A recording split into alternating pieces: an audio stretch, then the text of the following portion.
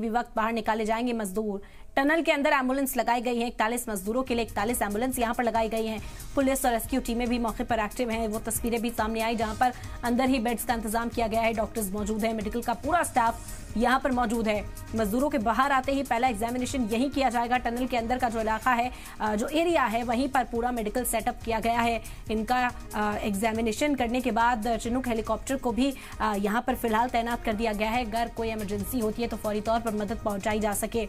आपको बता दें कि आज बड़ा दिन है, रिलीफ का दिन है। राहत की खबर अब से कुछ ही देर में सामने आ जाएगी, क्योंकि जो सबसे बड़ा काम था पाइप को फिट करने का, वो हो चुका है यहाँ पर। और अब पाइप के जरिए ही मजदूरों को बाहर निकालने में तेजी लाई जाएगी। बताया जा रहा है कि 3 से 5 मिनट एक मजदूर को बाहर लाने में यहाँ पर लगता हुआ नजर आएगा। 41 एम्बुलेंस पहले से ही तैनात कर दी गई है। जैसे ही बाहर लाया जाएगा, एग्जामिनेशन के बाद फौरी तौर पर हेल्थ सेंटर पहुंचाया जाएगा। लगभग 24 घंटे का वक्त वहां बताया जा रहा है कि उन्हें रखा जाएगा। एक एक चीज को एग्जामिन करेंगे। सब कुछ ठीक होने पर फिर उन्हें छुट्टी दे दी जाएगी ताकि वो अपने घरों को लौट सके। एक मजदूर को निकालने में कम से कम 3 से 5 मिनट का वक्त लगेगा। एनडीएमए की ओर से कहा गया कि रेस्क्यू में रुकावटें भी आ सकती हैं, कई चैलेंजेस आ सकते हैं, क्योंकि पाइप है, पाइप के जरिए लोगों को निकालना है। एनडीएमए ने मोर्चा संभाल लिया है। बताया जा रहा है कि रस्सियों की भी मदद ली जाएगी और इस पाइप के जरिए उनको बाहर निकाला जाएगा। एरिया बहुत ज्यादा नहीं है, बहुत कम जगह पर इस ऑपरेशन को अंजाम देना है। इसी वजह से अभी जो तमाम परेशानियां आ सकती हैं उनका आकलन भी कर लिया गया है, ताकि जब वो परेशानी आए तो उनसे निपटा जाए। हर तरह की सूरत हाल के लिए तैयार रहने की पूरी कोशिश की जा रही है। मंत्री पुष्कर सिंह धामी ने 2 बजे इस बात का ट्वीट किया कि ब्रेक थ्रू मिल चुका है, तो वो ब्रेक थ्रू मिल चुका था। अब आपके मन में, हमारे मन में सवाल आ रहा है कि इसके बाद क्या हो गया।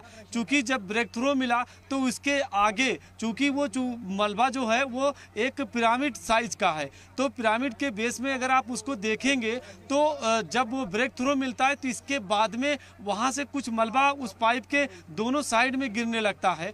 तो पाइप पर तो उसका कोई असर नहीं था, लेकिन जो मजदूरों को उस साइड से रेस्क्यू किया जाना है, अगर मलबा और पाइप दोनों एक ही पोर्शन पर रहेंगे तो फिर ट्रॉली को लगाना और फिर वहां पर मजदूरों को ले जाके रखना, ये एक तरह से रिस्की भी होगा और साथ में उसमें दिक्कत भी होगी।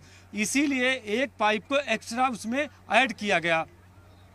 तो जो पाइप ऐड हुई है उसको एक बार कूलिंग आप पीरियड करते हैं कि जब वो बेल्ट होती है तो उसमें थोड़ा सा टाइम लगता है। ब्रेक थ्रो था, लेकिन ब्रेक थ्रो के बाहर तकरीबन 2 मीटर की 1.5 मीटर की पाइप अगर और जाती है तो इजी हो जाएगा उसके ट्रॉली को लगाने का, मजदूरों के।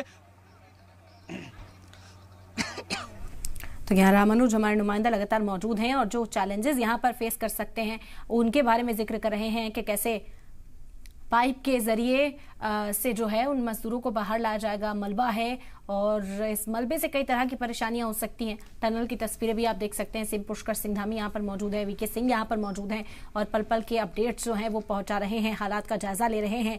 एनडीएमए तैनात है, फौज ने अब मोर्चा संभाल लिया एक तरह से, और जो जवान है वो फौरी तौर पर मजदूरों को बाहर निकालने के लिए तमाम काम कर रहे हैं। लेकिन क्योंकि टेक्निकली कई तरह की परेशानियां यहाँ पर है, बताया जा रहा है कि जो मलबा है वो इस फॉर्म में है कि पाइप को तो उससे गुजार दिया गया, लेकिन अब भी कई तरह के खतरात बने हुए हैं। इसी वजह से एहतियात पूरी तरह से बरता जा रहा है। कुछ देर हो लेकिन सब सुरक्षित बाहर निकले, सब महफूज बाहर निकले।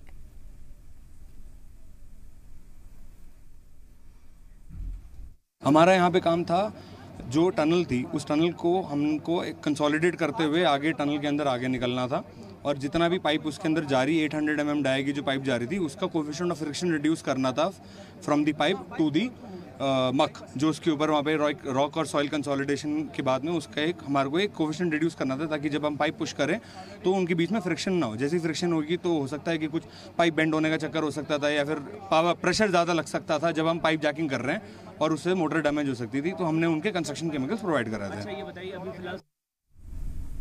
लग रहा है हमारे पिताजी निकालने वाले हैं 17 दिन बाद। हमें अच्छा लग रहा है सुन के कि निकालने वाला है, लेकिन निकाल जाए उसके बाद अच्छा लगेगा। इससे पहले भी हमें बहुत बार बताया गया वहाँ की टीम से, वहाँ के सीएमओ से भी हमें जो अपडेट मिला था 7 घंटे 8 घंटे लगेंगे, और हमें ज़्यादा टाइम लग रहा है। हम जब तक ना निकले तब तक कुछ नहीं कह सकते। निकल जाए उसके बाद अच्छे से बैठ के बात करेंगे, अच्छा लगेगा तब। अब तो कुछ नहीं कह सकते। कल रात को बात किए थे पिताजी से, अच्छे से बात किया, उन्होंने कहा सब कुछ ठीक ठाक है, खाना भी ठीक ठाक पच रहा है, लेकिन हमें चाहिए वो पहले निकल जाए। उसके एक मॉक ड्रिल तो कर लिया था उन्होंने, तो उसके बाद का इन्फॉर्मेशन मेरे पास नहीं है, हम लोग बाहर आ गए थे क्योंकि अब एनडीआरएस ने टेक ओवर कर लिया ऑपरेशन। हमारा काम सिर्फ इतना था कि वो पाइप थ्रू एंड थ्रू हो जाए, वो पाइप थ्रू एंड थ्रू हो चुकी है। उसके लिए हम स्टैंड बाय पे थे कि पाइप थ्रू एंड थ्रू ना हो तो हमारे इंजेक्शन मटेरियल्स को ग्राउट करके कंसोलिडेट कर दिया जाए ताकि पाइप थ्रू एंड थ्रू हो जाए। तो अब पाइप थ्रू एंड थ्रू हो चुकी है, 80 मीटर जा चुकी है, आर पार हो गई है पाइप। अब एनडीआरएस और आर्मी ने ऑपरेशन टेक ओवर कर लिए हैं।